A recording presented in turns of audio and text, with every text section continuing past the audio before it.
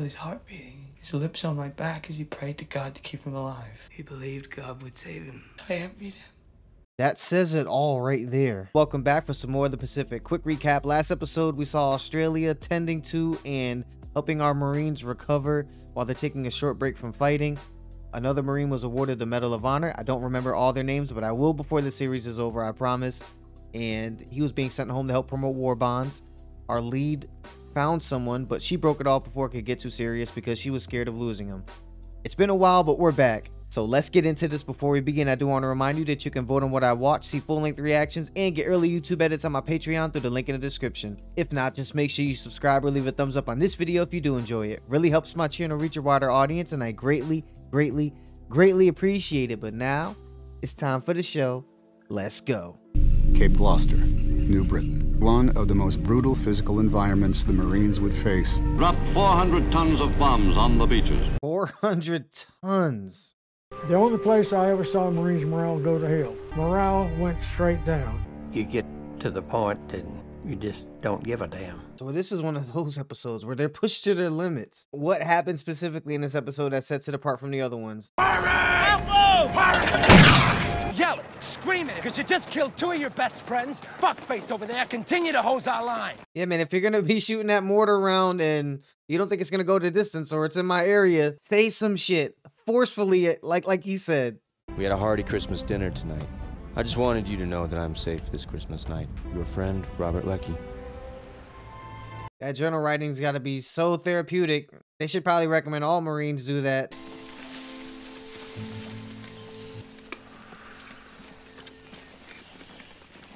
Yeah, well... What is that, like an effigy? Or just target practice?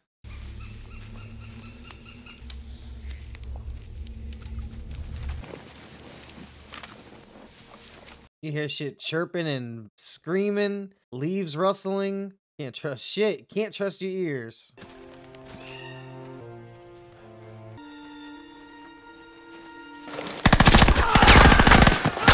Oh man, he got him. Good shit, Deadeye. Want some of this? It's basically soup. Smoking lamps out. Basically soup sounds like shit, but...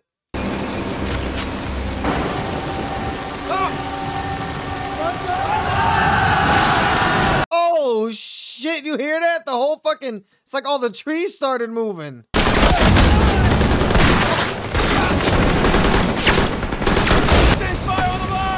That seems to be our way of, you know, winning these little skirmishes. They keep running at us full force. We're just mowing them down with Gatling guns or mounted weaponry. And we got fucking Marines operating them bitches. Bonsai suicide attack. I think this is the first time we've seen them capture actual prisoners. 100 against 1,200. Incredibly brave or incredibly stupid. I'll go with bravery. Mark, take care of this one. This seems like a trap. Keep Gibson, check the mess area. Go. How can I say that? This seems like a trap. Mike, everything seems like a trap. It's fucking hell. Wasn't that a German pistol? The Mausers? I know we saw that in Band of Brothers.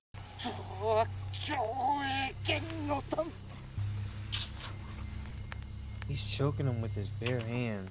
He wants to feel the life leave this guy's body. He likes the way it feels. It is also a sign that you're slowly losing it. We haven't seen a Jap for 2 weeks now. They got smart and got the hell out of this godforsaken spot. They're not our enemy anymore. Now our enemy is the jungle itself. If they're not there anymore, then let's go. They gotta hold it down. They gotta make sure they don't recover. Some dead Jap wants to come back and get his chest. He can get it from me. Yeah, I don't think so, Private. What about the pistol? What pistol? He's using it for his clothes. What a dickhead. And there was a pistol in there? Oh my god, what the fuck, man? Fuck. Right, you just have to walk away. You're messing with my shit and you're lying. That's why it feels for paperwork. He was like, all right, how about the gun? But it wasn't even about that. It's for your fucking socks. Out of that rack now. Punish me on the suspicion I may have taken something, the very existence of which you denied, if it did exist, rightfully belonged to me anyway. He took the gun? What fucking kind of Marine pisses himself? What do I do? Stay dry. That's funny. It's not raining today. Not yet. I found out about so many weird like diseases or things guys went through, like temporary blindness or involuntary pissing of themselves from these shows. What the fuck? Oh no! Go back! Fuck! Why? Dude, that just came out of nowhere. And we've already moved on from it. They're on the boat. Was it because it started raining again while he was trying to dry his clothes? I've killed more of them in the past week than I will ever kill Japs. Everyone's sores have gotten worse, along with their dysentery. Ooh, dysentery. G Company, 2nd Platoon. That's me. Private Bauer. Just like Band of Brothers, when you see somebody go home, you're just fucking hype for them. See, your aneurysis is acting up. They got a hospital over on Banika. All you need is a week or two. Finally, this guy's in some halfway decent place. We'll need your belt, too. What do you want me to do with this? You scared the living shit out of Rudiger. Probably put in for a Purple Heart. I'll talk to a specialist about your urine problem. Until then, is it okay if Rudiger wakes you up every hour or two during the night? Give you a chance to get to the head and stay dry? Sure. Sounds curable. The guy said you just have to stay dry for a week or two.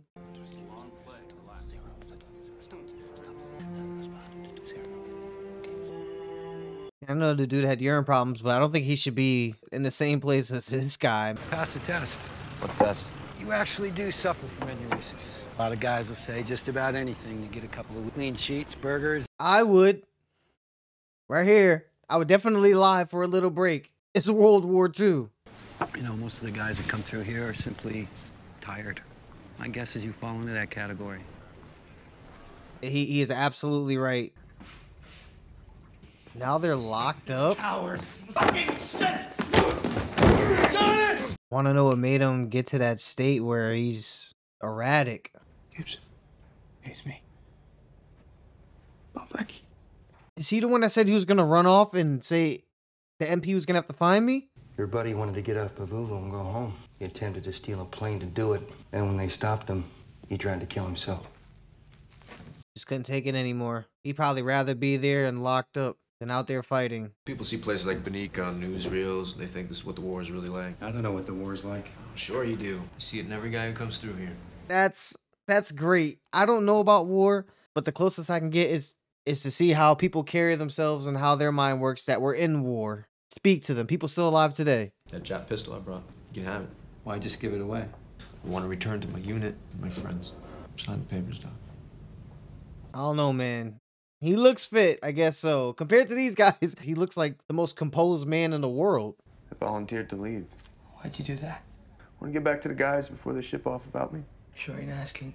You just need a rest. It's hard thinking of one of my friends talking about killing themselves or getting pushed to that point, and I'm sitting here about to leave to go back into the environment that made him even want to get to that place mentally. I could feel his heart beating. His lips on my back as he prayed to God to keep him alive. He believed God would save him. I envied him. That says it all right there. No worries about ending up like me. In the eyes, man, he's gone.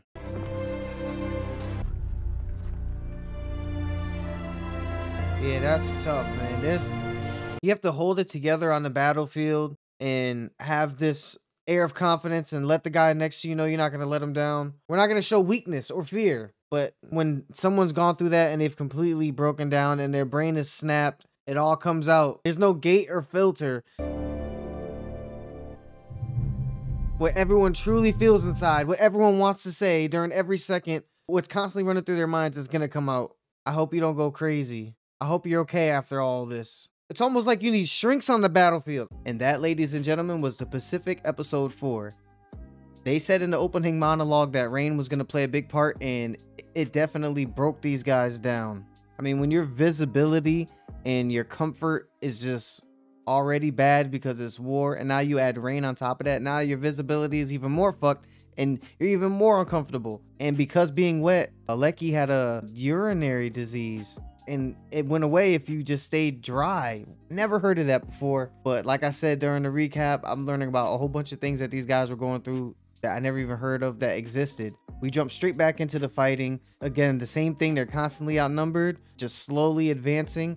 But the difference here is the Japanese kind of got out of Dodge pretty early in the episode, and the elements were the only thing the Marines were really fighting. That should tell you that the conditions were just too harsh. I mean, they had more of a reason than us to stay there, and they probably could have defended it, but it was just too much on the guys. When they built that cannon looking mortar with the guys and the straw, I don't know if that was an effigy or if that was just target practice. You guys let me know. I know what an effigy is because I saw Come and See. I have the reaction to that up on the channel too as well, if you haven't seen that, or if you have seen it but haven't seen my reaction. And you really don't have any belongings out there. It's kind of your tools, your gear, and what you pillage off of dead guys. But even then, it's kind of yours. From the military stuff I've seen, you know, you can't just take something that someone took off someone else's. Like I said, if the guy wants to come back from the dead and come take it from me, that's all good. But outside of that, it's not yours, it's mine. I brought the shit here.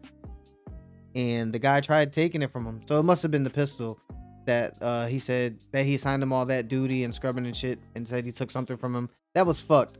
I think he was a lieutenant. Yeah, he's a scumbag. It's my belongings, man. It's mine. Don't touch my shit. Oh, you outrank me. So you outrank me so you can take my stuff. Okay, well, I'm gonna take it back and you're gonna assign me all this bullshit, but I'm still gonna have it at the end of the day, and you're gonna be mad. And that's what ended up happening.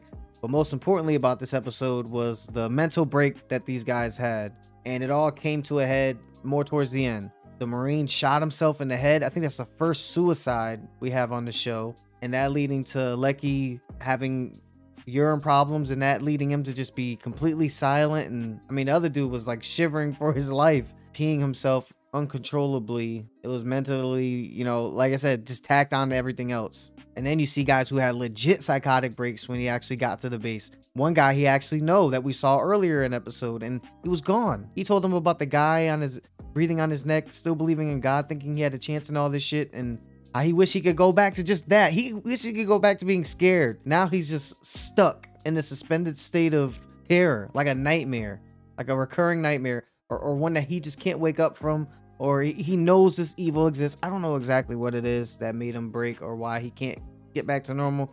Maybe not yet, but countless things. And that's what makes it scary. That's what makes it scary, because it's just stuff that's compounded. It's all about that line, man. Your line is different than someone else's line. Someone else can tolerate a lot more than you can. Someone that you think is a friend, someone that you think is an amazing, excellent soldier, better than you are, and then that thing could come across where it might rattle you, but it doesn't break you, but it breaks the fuck out of them. And there's no way that's going to be the last time we see something like that, at least on this show. We are back.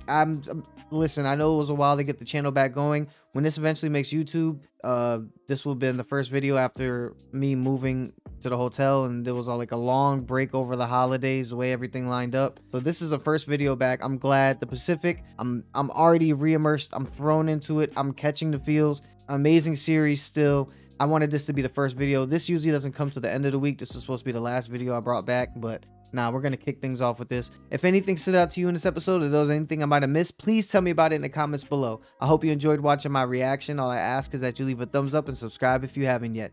You can also vote on what I watch, see full-length reactions, and get early YouTube edits on my Patreon through the link in the description. You guys are the best. We're a family. You know that. That's it for me. Until next time, spread peace and love.